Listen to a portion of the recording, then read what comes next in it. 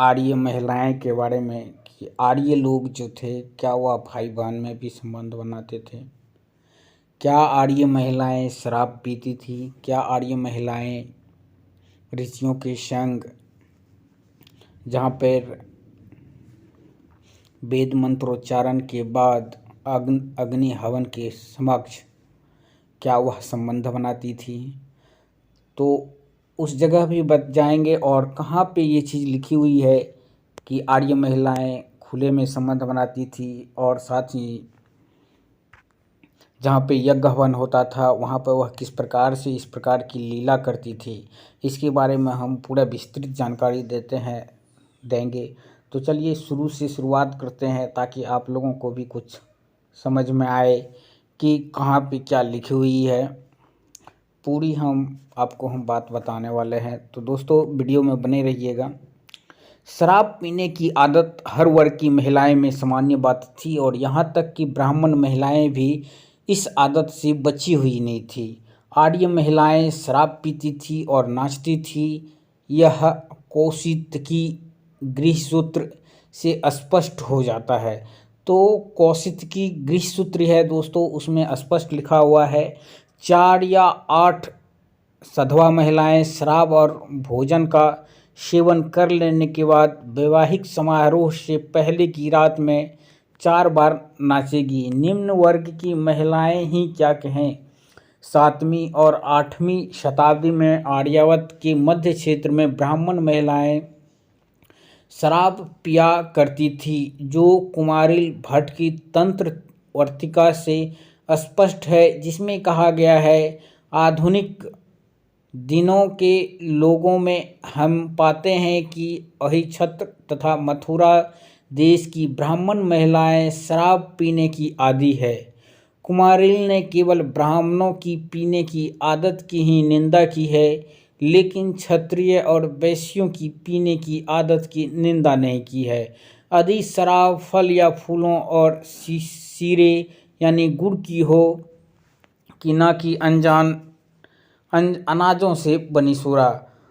आर्यों के समाज की यौन अनैतिकता जानकर उनके वर्तमान वंशजों को सदमा पहुंचेगा।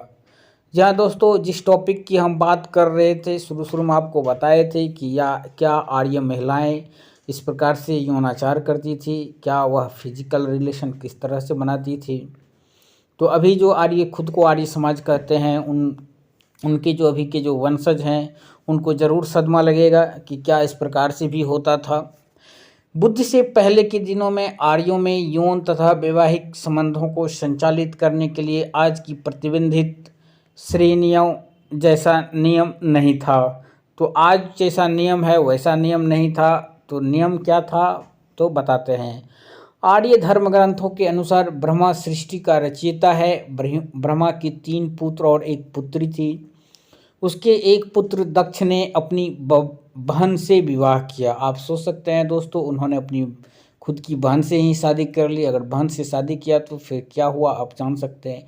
इस भाई बहन के विवाह से जो पुत्रियां पैदा हुई उनमें से कुछ ने ब्रह्मा के पुत्र मरीचि के पुत्र कश्यप से विवाह कर लिया, और कुछ ने ब्रह्मा के तीसरे पुत्र धर्म से विवाह कर लिया।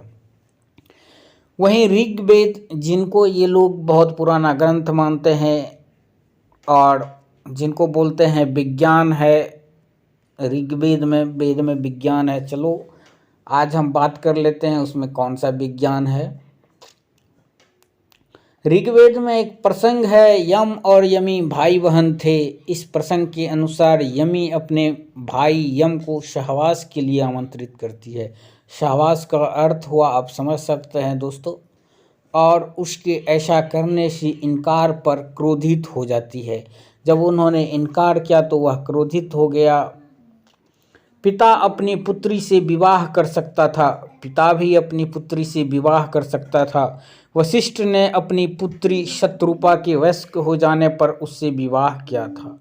जब पिता और पुत्री विवाह कर सकता था, आज के आर्य समाज, आज जो आर्य के वंशज हैं वो इनको नहीं मानेंगे।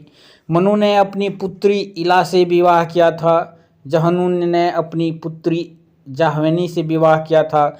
सूर्य ने अपनी पुत्री उषा से विवाह किया था। अब विवाह देखिए, एक लोगों ने नहीं विवाह किया, इसमें करीब 5-6 जो है जिनको वो भगवान मानते हैं। मनु, यहाँ तक कि मनु ने भी विवाह किया। बहुप्रथा प्रचलित थी, तो बहुप्रथा तो दोस्तों बहुपति प्रथा भी प्रचलित थी, जो साधारण किस्म की नहीं थी। बहुपति माने एक औरत के कई पति हुआ करती थी, जैसे कि महाभारत में आप जानते ही हैं। उसके बाद भी और हम इसमें बताते हैं आपको। आर्यों में जो बहुपति प्रथा पाई जाती थी, उसमें एक ही परिवार के कई लोग एक ही औरत से सहवास करते थे। धाहा प्रचेतनी और उसके पुत्र सोम ने मरीसा से सहवास किया।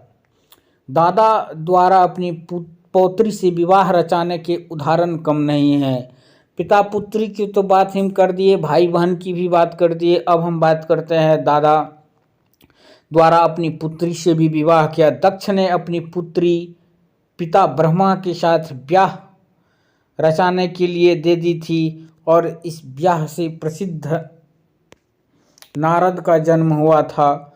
तो जो दादा और पौत्री के बीच से जो विवाह हुआ था, उसी से नारद का जन्म हुआ। द्वहित्र ने अपनी 27 पुत्रियों को अपने पिता सोम को सहवास और प्रजनन के लिए दे दिया था। और कितने ये लोग नीचे गिरेंगे। आर्यों को औरत के साथ खुले आम लोगों की आंखों के सामने सहवास करने में कोई आपत्ति नहीं थी। अब देखिए दोस्तों, वह खुले में लोगों के आंखों के सामने भी सहवास करती थी। ऋषि एक धार्मिक अनुष्ठान क्या करते थे, जिसे वामदेव्याव्रत कहते थे। अब देख लीजिए, वामदेव्याव्रत की भी यहाँ पे हम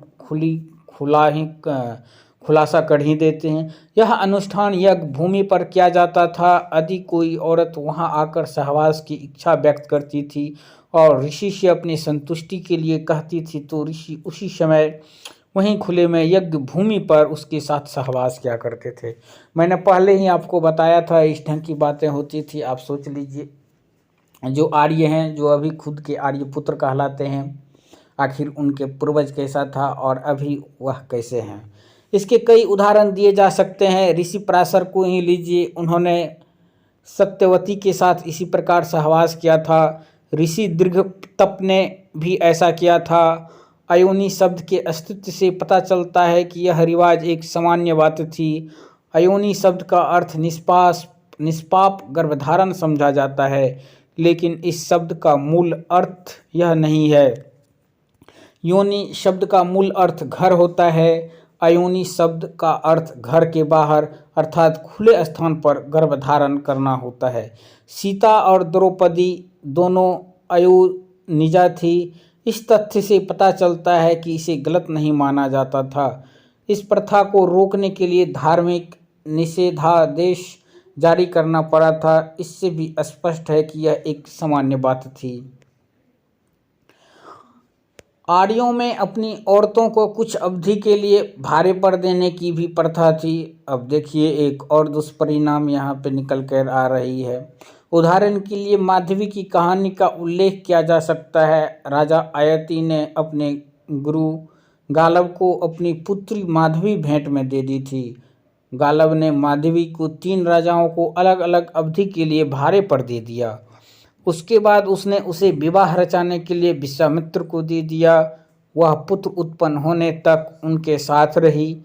उसके बाद गालव ने लड़की को वापस लेकर पुनः उसके पिता अयति को लौटा दिया। जितने भी घृणाप्रद कार्य है, सब आर्यों के द्वारा होता था।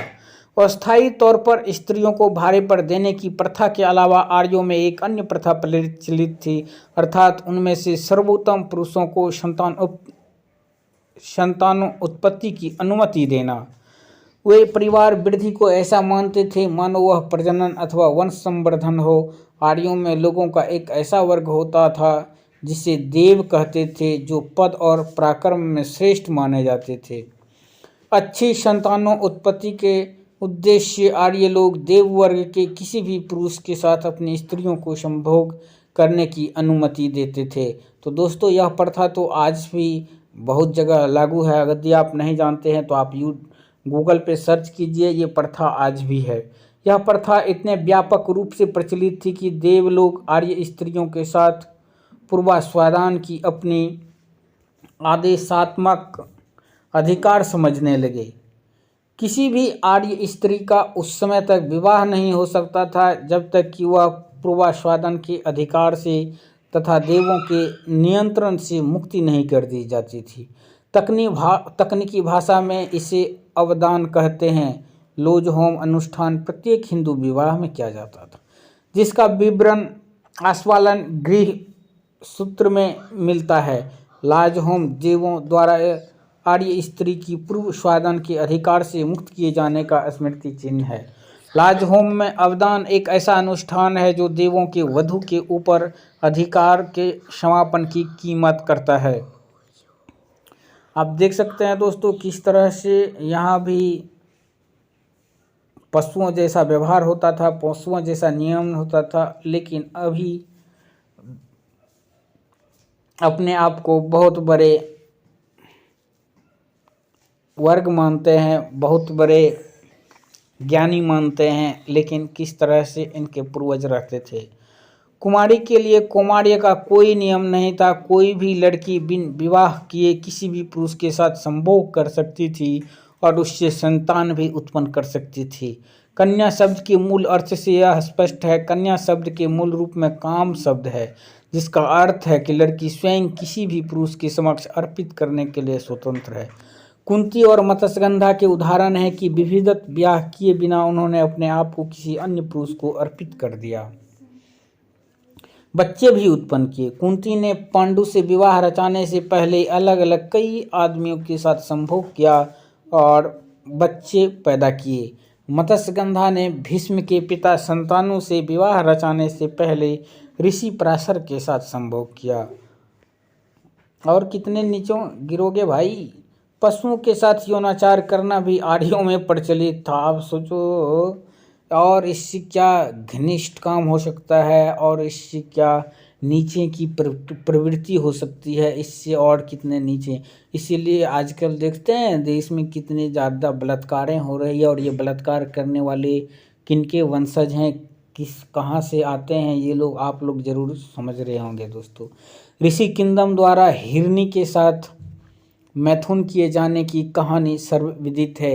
एक दूसरा उदाहरण सूर्य द्वारा घोड़ी के साथ मैथुन किए जाने का है, लेकिन सबसे विभत्स उदाहरण अश्वमेध यज्ञ में स्त्री द्वारा घोड़े के साथ मैथुन किए जाने का है। अब इससे बड़ा और नीच काम क्या हो सकता है दोस्तों, जो घोड़े के साथ स्त्री के साथ भी मैथुन किए गए हों, और कितने नीचे ये लोग गिर सकते थे, और इसीलिए अभी भी ये लोग गिरे हुए हैं। तो दोस्तों आप देख सकते हैं किस प्रकार से थे ये, जो खुद को कहते हैं अभी हम सबसे बड़े हैं, मैंने पिछले जन्म में जो अच्छे कर्म किए इसीलिए मुझे ये इस जन्म में इस जाति में मेरी जन्म हुआ है। आप देख सकते हैं उन लोगों के कारनामे, उन लोगों के पूर्वजों के कारनामे कैसे कैसे थे। तो धन्यवाद।